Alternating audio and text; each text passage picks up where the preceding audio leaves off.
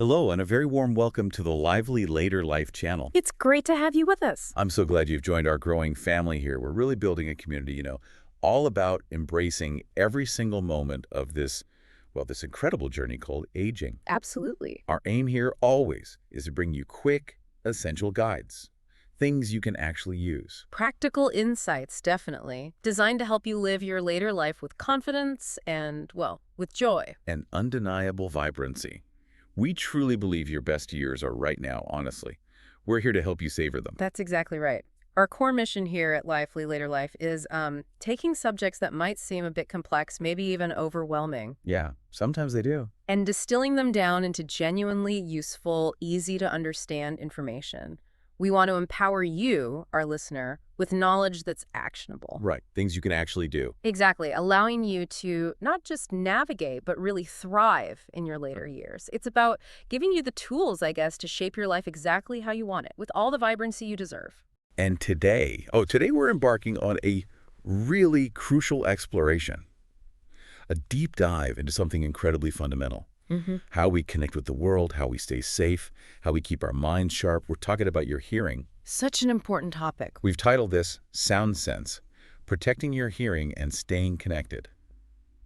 It's a topic that, well, it often gets overlooked, doesn't it? It really does. Sometimes whispered about. But it's so vital for a truly lively later life. It makes me think, I was recently having lunch with my friend Sarah. We were at this really bustling cafe right in downtown Vancouver. Oh yeah, those places can be noisy. Totally. Yeah. Alive with conversation, dishes clattering, music.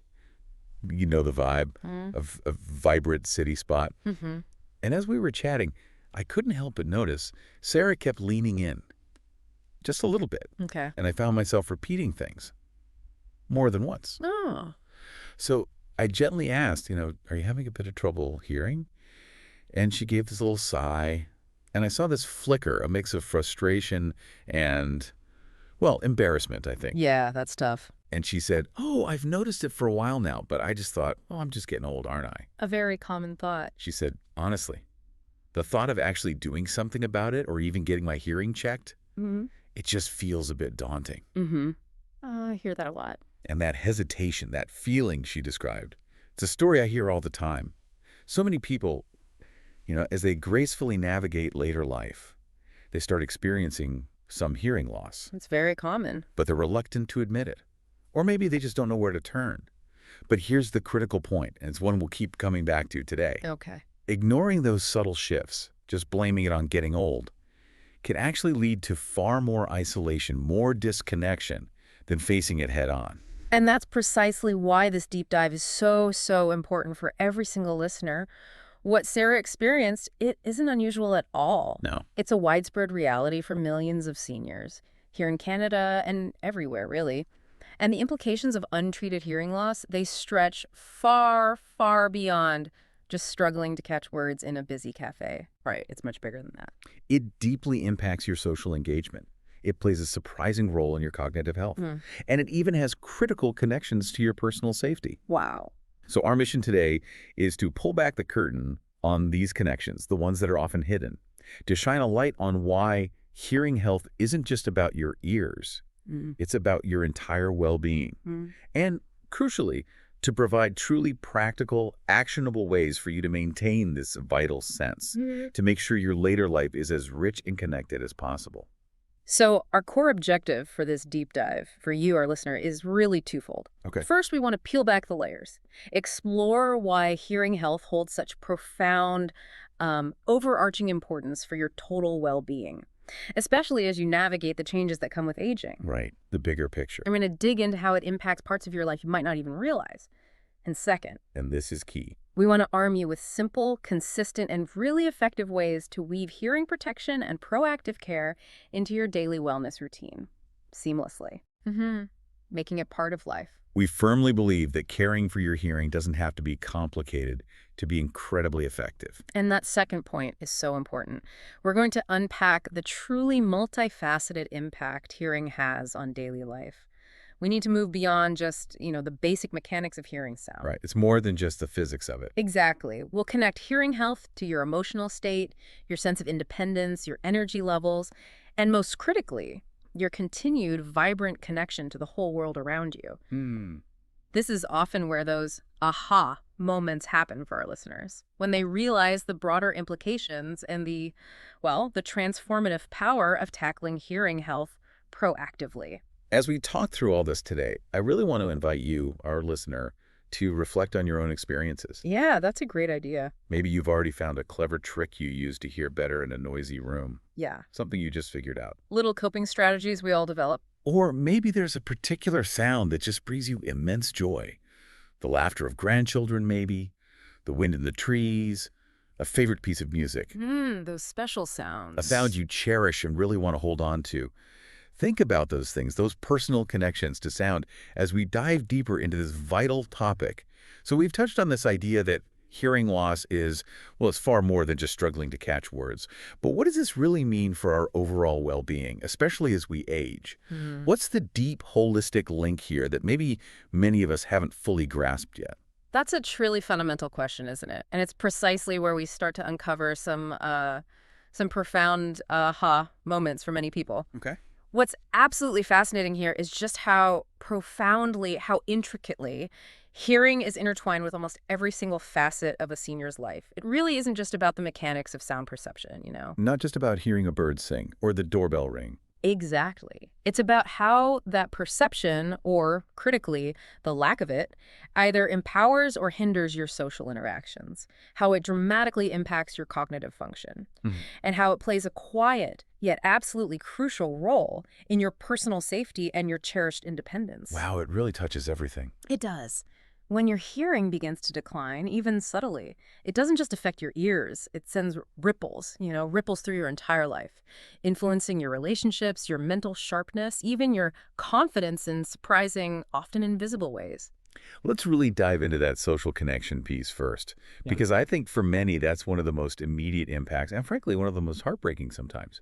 It's easy to see how not being able to follow a conversation could lead to, well, pulling back from those vibrant social settings we all love. Without a doubt. Imagine for a moment, or maybe you don't have to imagine, maybe you felt this, what it feels like to be in a group conversation where you're constantly straining, just straining to hear. You catch bits and pieces, but keywords vanish, sentences become a jumble, and the sheer effort required to simply participate becomes utterly exhausting. Definitely draining. So the natural, almost subconscious tendency for many is to simply avoid those situations altogether. Right. Just easier not to go. It can start subtly. Maybe you decline invitations to lively family gatherings, or you hesitate to suggest going to your favorite bustling restaurant. Or even skip the book club. Exactly. Or the card game, because the background chatter just makes it impossible to focus. What starts as a minor inconvenience, asking what, again, leaning in, can very quickly escalate into a pattern of social withdrawal. And that quietly fosters feelings of profound loneliness and ultimately can lead to real isolation. Let's bring Sarah's cafe experience back here. Her struggle wasn't just about missing my words in that moment, was it? Not at all. It was about the potential for her to feel disconnected, to feel like maybe she was a burden or just out of step. Yeah. And over time, that feeling could easily lead her to avoid those vibrant social settings altogether, slowly shrinking her world. It's a silent, emotional toll that, well, it too often goes unacknowledged. Okay, here's where it gets really interesting and maybe a bit surprising for some of our listeners. We often think of hearing loss purely as an ear issue, right? Something localized. That's the common perception. But research, more and more, is showing this fascinating and truly critical link between untreated hearing loss and an increased risk of cognitive decline. So it's not just about our ears, is it? It's profoundly about our brains, too. That's precisely right. And this connection is an extremely significant, very active area of research right now. The why behind it is quite compelling and, frankly, a bit sobering. Okay. When your hearing is impaired, your brain is forced to work incredibly hard. It expends an immense amount of effort, precious cognitive resources, just to process the sounds that are coming in. Right. And maybe even more importantly, to try and frantically fill in the gaps for the sounds that aren't getting through. Like doing a puzzle with missing pieces. Exactly. Imagine trying to solve a complex puzzle with half the pieces missing. Your brain is constantly guessing, predicting, dedicating huge energy just to understand basic speech. This relentless extra work leads directly to what we call cognitive fatigue. These mental resources, constantly diverted just to hear and decode, well, they're then unavailable for other crucial cognitive functions. Like memory, problem solving. Exactly. Maintaining memory, efficient problem solving, sustaining attention, even making quick, accurate decisions. Think of it like a computer running too many complex programs in the background. It just slows everything else down. Wow. And it goes even deeper than just fatigue. Over time, this chronic overexertion, combined with the lack of rich, varied auditory stimulation reaching the brain, it can actually lead to subtle but significant changes in brain structure and function. Really? Actual physical changes? Yes, studies have shown areas of the brain responsible for auditory processing can actually shrink. Neural pathways that aren't adequately stimulated can become less efficient. That's incredible. And this, in turn, can potentially accelerate the rate of cognitive decline. I mean, there's research showing older adults with moderate to severe hearing loss experience cognitive decline something like 30–40% faster than those with normal hearing. 30 to 40% faster. Yeah. That's huge. It is. It's a stark reminder, almost alarming, that hearing health isn't just about perceiving sound. It's absolutely fundamental to the brain's overall well-being. Its long-term health, its ability to stay sharp, agile, vital over the years. It truly changes how your brain functions day to day. And beyond these, profound social and cognitive aspects, there's another vital connection, maybe even starker: personal safety and maintaining independence. Absolutely critical. When we think about living that vibrant later life, staying safe, staying self-sufficient, it's paramount, right? And hearing plays this quiet, almost unsung, but absolutely critical role. It really does. We rely on sound for so much, recognizing dangers, just navigating our daily environment. Indeed. Think about all those everyday sounds that act as our silent guardians, alerting us to potential dangers, guiding our actions. Well, it's the sudden blare of a car horn you don't hear as you step off a curb, or the subtle hum of an approaching electric vehicle you might not notice. Oh, good point about electric cars. They're quiet. Very quiet. What if you don't hear your doorbell ring? Miss a crucial delivery, a friend visiting, maybe even an important service person. And more critically, think about the life-saving sounds, the ones that demand immediate attention. Smoke detectors. The piercing shriek of a smoke detector, exactly. The insistent beep of a carbon monoxide alarm, or a fire alarm in a public building. Not hearing these crucial cues can have immediate, devastating, potentially life-threatening consequences. That's sobering. But the implications also extend beyond those acute dangers. A gradual, unaddressed loss of hearing can also sort of insidiously chip away at your confidence, your overall independence. How so? Well, if you're constantly worried you won't hear a knock at the door when you're expecting someone, or the phone ring when you're waiting for an important call. Yeah, that constant low-level anxiety. Or if you feel vulnerable walking alone in your neighborhood because you can't fully hear your surroundings, it can significantly impact your willingness to live independently. I can see that. It might make you hesitate to drive, or to confidently join in certain community activities you once loved. This subtle but pervasive fear of missing crucial sounds can lead to self-imposed limits, slowly shrinking your world, and ultimately diminishing your ability to lead that truly vibrant, unconstrained later life we champion. It's about being fully present and engaged, not constantly on edge. So to really wrap up this section, we have what we call an LL kick from our source material. It really drives this point home. Okay, the LLL kick. An LL kick is one of those big, powerful takeaways. Hits you, changes your perspective. And this one is, think of your ears as your personal link to the world around you. That's truly the so what of it all, isn't it? Yeah. Well, what we're really emphasizing here is that caring for your hearing, it isn't just about maintaining the physical function of your ears. It's a foundational act of self-care, a truly proactive step that fundamentally impacts your dearest relationships, making sure you stay deeply connected to loved ones, friends, your community. Right. It's about diligently protecting your brain health, keeping it sharp, agile, resilient, and it's about safeguarding your personal safety, fiercely preserving your independence so you can move through the world with confidence. Yeah. When you make that conscious choice to invest in your hearing, you are, in the deepest sense, investing in your holistic well-being. Securing a vibrant, connected, fulfilling later life, it's about maintaining your place in the symphony of life, not just listening from the sidelines. Okay, let's unpack this next crucial section then. Because while the impact of hearing loss is undeniable, the actual onset can be so incredibly subtle. Often overlooked, easily dismissed, maybe blamed on other things. Why is that? Why is it so easy to miss these significant changes in our hearing? That's an excellent question, and it really speaks to the insidious, almost deceptive nature of gradual change. Right. It's not like flipping a switch. Exactly. Unlike a sudden illness or a clear injury, hearing loss rarely happens overnight. It creeps in slowly, often imperceptibly, over many, many years. Mm-hmm. This slow, incremental progression means that we tend to adapt, often without even consciously realizing the true extent of the decline. How do we adapt? Well, you might subconsciously start reading lips more intently, or consistently turn your head to favor one ear, or find yourself asking what more often, but never really connecting it to a hearing issue. Right. Just becomes habit. Or you instinctively turn up the TV volume, Okay. or blame annoying background noise, or maybe accuse others of mumbling. Ah, yes, the mumbling complaint. Very common. Or simply resign yourself with that phrase, oh, I'm just getting old. This remarkable human capacity for adaptation, while it seems helpful short-term, can actually mask the true extent of the loss. And crucially, it delays seeking professional help. Precisely because the change is so frustratingly gradual, the brain is so clever at compensating, it can hide the problem even from you. So if it's so subtle, if our brains are so good at adapting, what are the key indicators we should really be actively watching for? In ourselves, or maybe in our loved ones? Okay, let's break those down.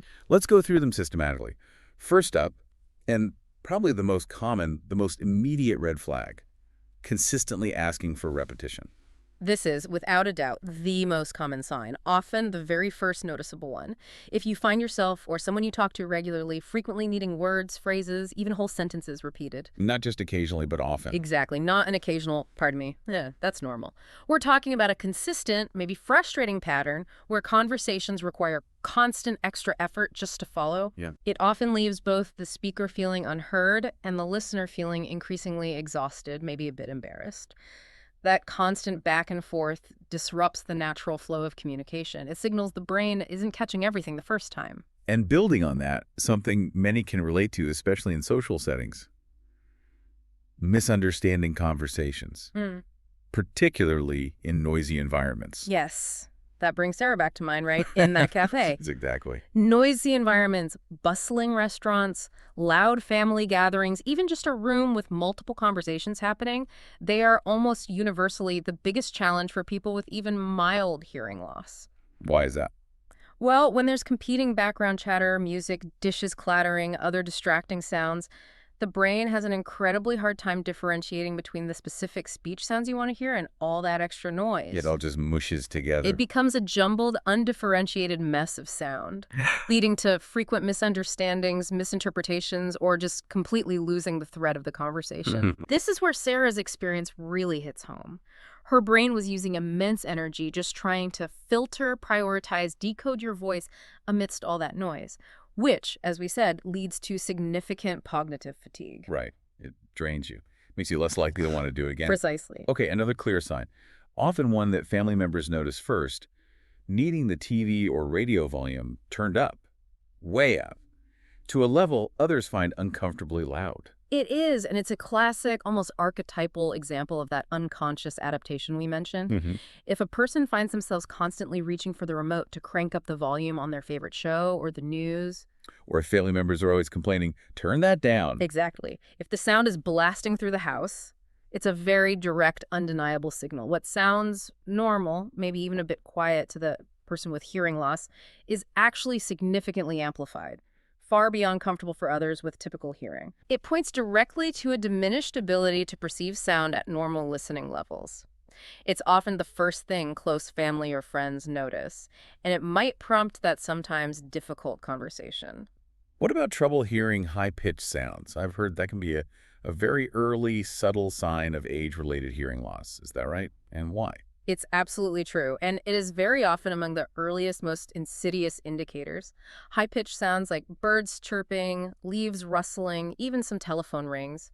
They're frequently among the first frequencies affected by age-related hearing loss. Okay. And this is also critically important because many consonants in speech sound like S SP, are inherently high-frequency sounds. Ah, I see. So it affects understanding speech directly. Directly. If you're missing these subtle but crucial phonetic cues, words can sound muffled, distorted, or just completely unclear, even if you can hear the lower-pitched vowel sounds okay. Hmm. It makes it incredibly hard to distinguish between similar-sounding words like pat, fat, sat, or cat and hat, even if you hear the A sound clearly. Right. Your brain gets incomplete info, has to guess. Exactly. It causes immense strain and misunderstanding. It's like trying to follow a conversation where every third word is just whispered. And finally, that feeling, that pervasive feeling of being drained, utterly exhausted after what should be just a pleasant conversation. We mentioned cognitive fatigue, but how does that show up specifically after talking with someone? It's the sheer mental, even physical exhaustion. It comes from the constant, conscious, relentless effort of straining to hear, trying to decode muffled speech, working tirelessly to interpret every single word. Mm-hmm. Imagine trying to run a marathon while simultaneously solving complex math problems in your head. That's sort of what it feels like for the brain of someone struggling with untreated hearing loss during a conversation. Wow, that's a powerful analogy. You might find yourself feeling unusually tired afterwards, easily irritable, maybe a noticeable lack of patience, or even developing mild headaches or a feeling of mental fogginess after social interactions. Yeah. It's not just the physical act of listening, it's the immense, constant cognitive load required to try and fill in all missing auditory information. This relentless mental strain can turn enjoyable social situations into a demanding chore. Which leads back to withdrawal. Exactly. Leading to a tendency to withdraw because the effort just feels too great. You might simply feel too tired to engage, even if you don't connect it directly back to your hearing. So, if any of these signs resonate, if you've noticed even one of them in yourself, or maybe it sparked recognition about a loved one, what is the immediate, non-negotiable next step? The clear, unequivocal message is this. If you recognize even one of these signs, consider it a strong signal, an urgent call to action. Get your hearing checked. By a qualified professional. Yes, by a qualified professional like an audiologist. Early detection isn't just important, it is absolutely paramount. Why so critical early on? Because the sooner hearing loss is accurately identified and diagnosed, the sooner effective interventions can be put in place. This proactive approach can significantly mitigate so many of the negative consequences we've discussed. The social isolation, communication breakdowns. The cognitive strain on the brain, all of it, which often raises that important question for many, what's really stopping us from getting checked? Yeah, what are the barriers? Often it's a deeply rooted combination of things, societal stigma maybe, the perceived inconvenience of appointments, or, very understandably, significant worries about the potential cost. Cost is a big one. But for your long-term well-being, your quality of life, addressing those barriers and taking that crucial first step is absolutely essential. The benefits truly far outweigh those initial hurdles. Okay, well, let's say you've taken that brave first step. Or maybe you're just finding yourself in a situation where the environment isn't ideal for listening, like that busy cafe with Sarah. Right, everyday situations. Even with some degree of hearing loss, there are remarkably simple yet incredibly effective strategies you can use right now. Things to make conversations much, much easier, not just for you, but for the people you're talking with too. It's about empowering your conversations, really, taking control of your listening environment. Precisely. And these strategies are so valuable because they aren't about fixing your hearing. Right. That might require medical help or technology. Right. These are things you can do now. Exactly. Yeah. They are immediately actionable tools you can deploy to optimize your communication environment, enhance your interactions. They focus on proactively minimizing those frustrating barriers and maximizing the clarity of speech. This, in turn, significantly reduces that exhausting cognitive load on your brain, makes social engagements feel more enjoyable, less stressful, far more connected. They put you in a position of strength, really, allowing you to proactively manage your listening experience instead of just passively struggling. So let's get into some of these practical tricks for better understanding. First up, sounds so basic, almost intuitive, but it's remarkably effective. Yeah. Simply facing the speaker. It truly is powerful, and yet so simple, many overlook it. When you consciously position yourself to face the person speaking directly, you gain immediate access to a wealth of crucial nonverbal cues. So it's not just about hearing then. No. It fundamentally becomes about seeing, too. You can intuitively read lips, which provides invaluable visual confirmation of sounds. You can observe subtle facial expressions that convey emotion, meaning Body language, too. body language, Yeah. absolutely, which offers crucial context to the words. All these vital visual inputs work together seamlessly with the auditory signals your brain is receiving, helping to fill in missing sounds or clarify unclear words. Mhm. It provides that rich, multisensory context and significantly aids overall comprehension. Makes your brain's job of understanding speech much, much easier. It's like having a cheat sheet for the conversation. And then the environment itself. Choosing a quiet spot seems like pure common sense, but how often do we actually prioritize it? Especially when we're caught up in the moment. You're absolutely right. Astonishingly simple, yet we don't do it nearly often enough. Hmm. Background noise is unequivocally one of the biggest villains for hearing challenges, a massive barrier to clear communication. Yeah, just drowns things out. Whether it's the hum of an air conditioner, the clatter of dishes in a kitchen, the chatter in a coffee shop, even just the echo in a big empty room, competing sounds make it exponentially harder for your brain to isolate and process the speech sounds you're trying to focus on. So what's the simple fix? Simply making the conscious choice. Suggest moving to a quieter corner of the restaurant. Or step into a less busy, maybe more acoustically friendly room at home for a chat. Takes 2 seconds. It can dramatically reduce the cognitive effort needed to hear and understand, minimizes distractions, allows your brain to focus its precious resources just on the conversation. It's a small, almost effortless change with a colossal impact on listening comfort and clarity. Think of it as creating your own little quiet oasis for conversation. Okay, this next one sometimes feels a bit tricky for people to initiate, but it's so important for clear communication. Asking people to speak clearly. And a key distinction here, it's not necessarily about asking them to speak louder, is it? Exactly. That distinction is absolutely crucial. It's a common misunderstanding. Often when people realize you're having trouble hearing, their immediate, well-intentioned instinct is just to shout. Right, which doesn't always help. No, it can distort speech, make it uncomfortable, feel a bit aggressive, frankly. Instead, it's far more effective and much more polite to ask them to speak a little louder, yes, but more importantly, Slower. to speak slower and more clearly. Encourage them to articulate their words fully without mumbling or rushing or trailing off at the end of sentences. This isn't about volume alone. It's about the precise quality of the sound they're producing. Clearer articulation provides more distinct, precise auditory cues for your brain to process, makes it significantly easier to understand without needing excessive, uncomfortable loudness. So what's a good way to phrase that request? A gentle, specific request works best. Something like, could you please slow down just a bit and articulate your words clearly? It really helps me catch everything. That's far more effective than just yelling, speak up. And a personal favorite of mine, one I have to remind myself of sometimes, especially in social situations. Don't bluff. Ah, yes, the nod and smile. Exactly. If you didn't hear something, resist that urge to just nod along and pretend you did. This is perhaps one of the hardest habits to break for many people, largely due to, ingrained social politeness, a reluctance to inconvenience others, maybe a feeling of vulnerability. Yeah, all of the above. But the pitfalls of bluffing are significant. They can lead to genuine frustration for everyone involved.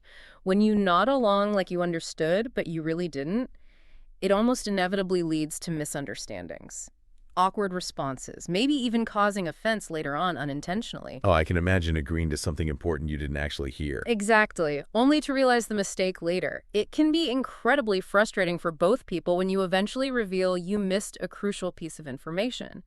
It is always better, and ultimately less stressful for everyone, to politely ask for clarification immediately. Just be direct. A simple, could you just repeat that last part? I didn't quite catch it, or sorry, I missed that. Would you mind saying it again?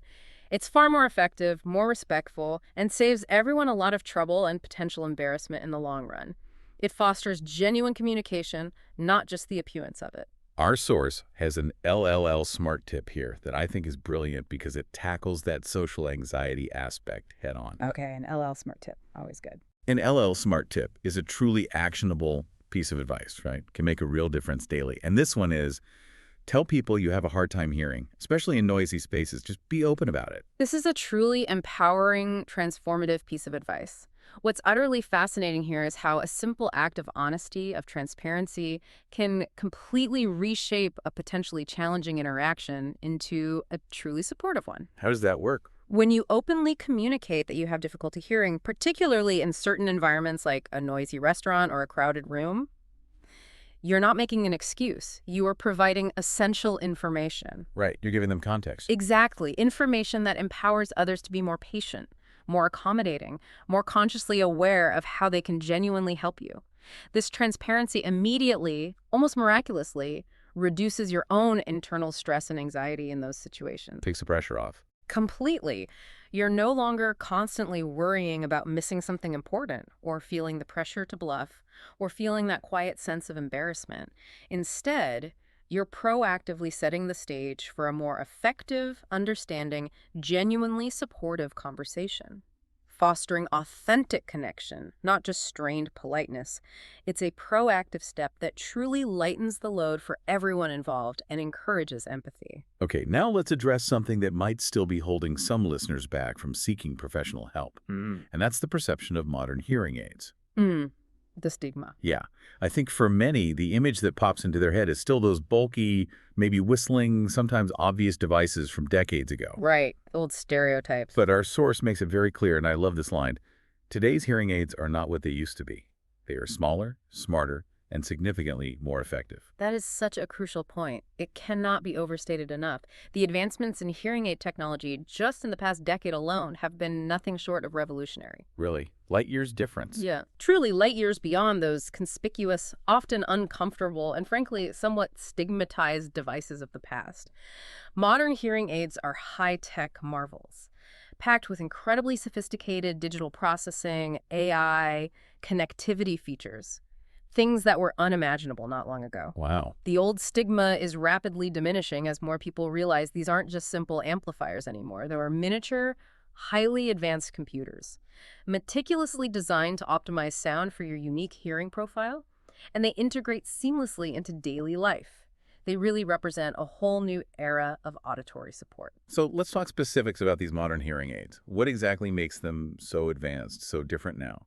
Our source highlights a few key features, starting with their sleek and discreet designs. How have they changed visually? Indeed. Today's hearing aids are designed with an incredible focus on aesthetics, on integration. Many models are incredibly tiny. How tiny? Some sit almost invisibly behind the ear, often completely hidden by hair. Others fit entirely within the ear canal itself, making them virtually unnoticeable. And they come in a wide range of colors now to subtly match different hair or skin tones, ensuring they blend in rather than stand out. This discretion is a huge psychological factor in encouraging people to actually use them. Takes away that self-consciousness. Exactly. The aesthetic concerns, the perceived look that once held so many back, they're largely resolved now. You don't have to feel self-conscious. They're just a part of you, like eyeglasses or any other helpful device. It's something I hear a lot of people wanting. Effective noise reduction. How do these modern aids handle those really challenging, noisy environments? Like Sarah's Cafe. Noise reduction is arguably one of the most significant, most celebrated breakthroughs. Older hearing aids often had that fundamental flaw. They just amplified everything. Making noise even louder. Exactly, making noisy environments even more overwhelming, disorienting. Modern devices, though, use highly advanced, sophisticated algorithms, powerful microprocessors, to actively identify, analyze, and then filter out unwanted background noise, while boosting speech. Simultaneously prioritizing and enhancing speech sounds. Imagine being in that busy restaurant again. The hearing aid can intelligently reduce the hum of the aircon, the clatter of dishes, the general chatter from other tables, the music, all while allowing you to focus more clearly, more effortlessly on the conversation right in front of you. This makes social interactions in challenging environments not only far less exhausting, but much, much more enjoyable and engaging. It's like having your own personal sound engineer, making sure you hear what matters most. That sounds absolutely incredible, truly transformative.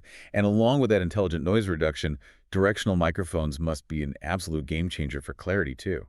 They truly are. An undeniable game changer. Yeah. Think of directional microphones like a finely tuned, intelligent spotlight for sound. Okay. Instead of just picking up sound equally from all directions, these advanced microphones can be precisely programmed to focus on sounds coming from a specific direction, typically, the person speaking right in front of you. Oh, it hones in. Exactly. This feature is absolutely invaluable in those situations where you want to engage with one speaker in a noisy, complex environment.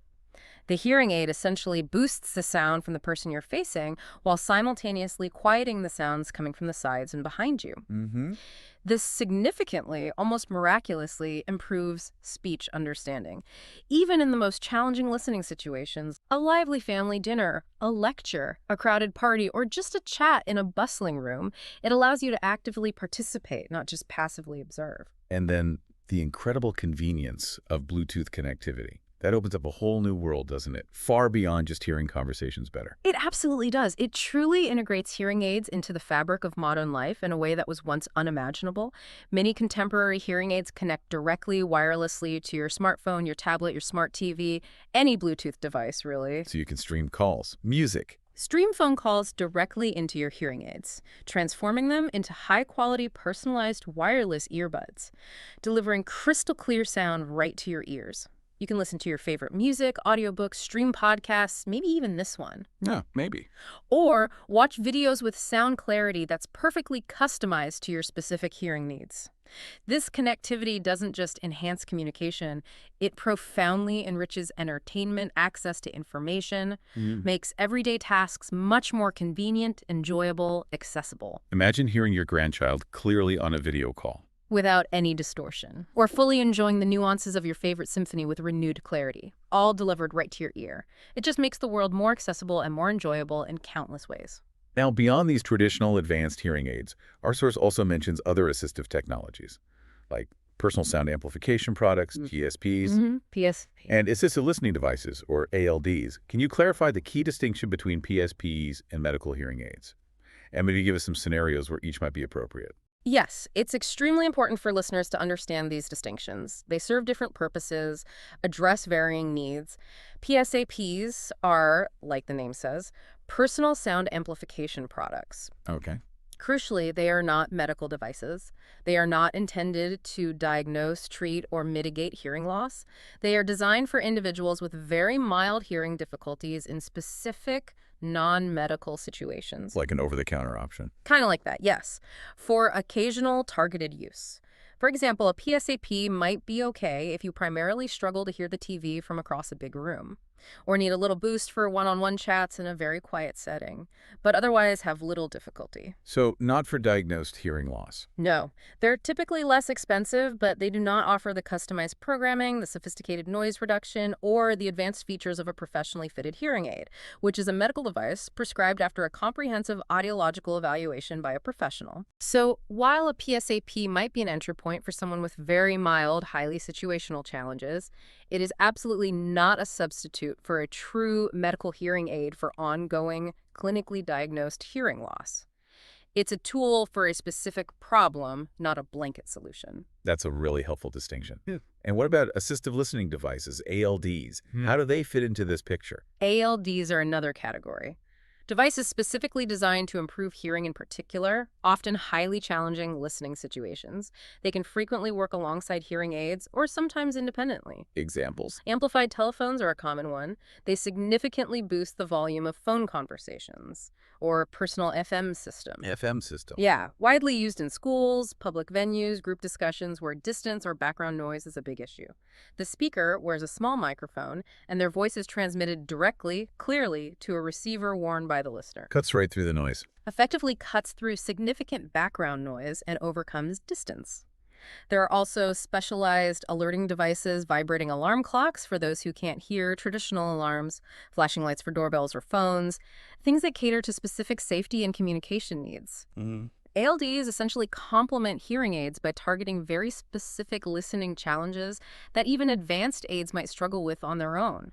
They fill in the gaps for particular environmental obstacles, making the world more accessible. Now, a really important point that often comes up and can be a significant barrier for many, the cost. Hearing aids, related tech, it can be expensive. It certainly can be, yes. Our source includes an LLL smart tip that directly addresses this crucial concern. Yeah. And it's a powerful one. Don't let cost be a barrier. And specifically for our Canadian listeners, particularly those right here in British Columbia, there's concrete, encouraging information. This is an absolutely crucial area. Accurate knowledge here can truly empower listeners and remove a significant hurdle. For seniors living in British Columbia, it is vital to know that financial assistance is indeed available for hearing aids. From where? The BC Ministry of Social Development and Poverty Reduction, for example, they offer specific hearing aid benefits to eligible low-income seniors. Okay, low-income seniors. Yes. If you meet their established income criteria, you may qualify for substantial assistance with the cost of a hearing aid, making this life-enhancing technology much more accessible, more affordable. It's a program that isn't universally known, which is precisely why we want to highlight it so strongly for our BC listeners. That's fantastic news. No one should suffer from untreated hearing loss simply because they perceive the cost to be insurmountable. And beyond that specific ministry, where else should listeners in BC, or even maybe those in other Canadian provinces, look for information on affordable options, funding programs, navigating this whole process? A truly excellent starting point for anyone seeking more info, BC or across Canada, would be to connect with provincial organizations like BC Senior Services, or simply visit your local community centers. Good idea. Community centers often have lots of info. They really do. These invaluable hubs often have a wealth of information on various provincial, local programs, specific funding opportunities, resources dedicated to senior well-being, which very much includes hearing health. They can often guide you step by step through application processes, or point you to audiologists or hearing clinics that actively work with these funding programs. What about private insurance? Always wise to check with your private health insurance provider if you have one. Many plans now offer some level of coverage for hearing aids. The key message here is profoundly important. Resources are available. You just have to look. You just have to look. No one should ever feel they have to suffer the debilitating effects of untreated hearing loss solely due to financial concerns. A little bit of proactive research, a few phone calls, some persistence. It can genuinely unlock significant support, allowing you to access the technology that can truly, fundamentally, beautifully enhance your life. It's absolutely worth the effort. And that, our wonderful, lively, later life family, is your deep dive for today. We covered a lot of ground. We really did, delving into the profound impacts of hearing loss and the empowering solutions available. But the core message, I hope, is now crystal clear. Making hearing health a consistent priority isn't complicated, and it is a profoundly simple yet immensely powerful way to ensure you, our cherished listener, stay deeply connected, perfectly safe, and wonderfully mentally sharp for a truly vibrant, fulfilling later life. That's absolutely right. As we've thoroughly explored today, the impact of your hearing stretches far, far beyond just auditory perception. It underpins the richness of your social connections. It fundamentally supports your cognitive vitality, your mental agility, and it acts as that silent, ever-present guardian for your personal safety and cherished independence. So the takeaway is, please don't let hesitation or outdated perceptions or even initial financial concerns hold you back. Don't let them stop you from proactively addressing any hearing concerns you might have. Taking that very first brave step, getting a professional hearing checkup, can be truly life-changing. Yeah. Quite literally opening you back up to the rich tapestry of sounds, the effortless flow of conversations that define the beautiful world all around you. And as you reflect on all of this, as you consider what we've discussed today, I want to leave you with a final, maybe thought-provoking idea. Okay. Consider not just the sounds you might miss when hearing declines, but truly contemplate the profound joy, the incredible richness, the renewed sense of connection you gain from every single sound you reclaim. Focusing on the gain, not just the loss. Exactly. Think of the clear, unrestrained laughter of your grandchildren, the subtle nuances in your favorite piece of music, the gentle, comforting hum of nature outside your window, or the effortless, flowing ease of a cherished conversation with a loved one.